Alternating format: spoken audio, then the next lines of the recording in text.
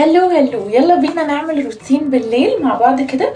اول حاجه هستخدمها الغسول بتاع ريجينكس. عايزه اقول لكم ان هو بينظف البشره بطريقه خطيره، يعني انا هستخدمه معاكم دلوقتي وهنمسح الميك اب ده مع بعض. هحط حاجات خفيفه بس عايزه اقول لكم ان هو جبار يا جماعه.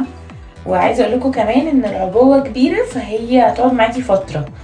هجرب واوريكم. يلا بينا، جاهزين؟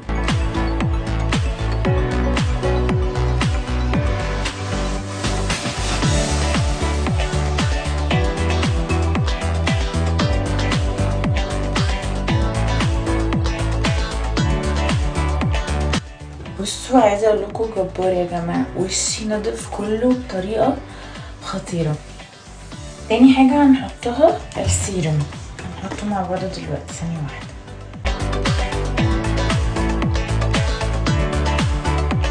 حته صغيره قوي هتغرق وشها. عايزه اقول لكم ريحته تجنن، خطير خطير خطير. تعالوا بقى نحط الاي كريم مع بعض. بصوا ده شكلها.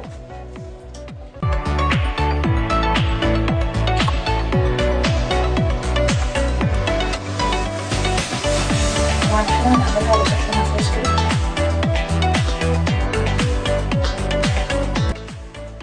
بصوا، احلى روتين تقدروا تعملوه.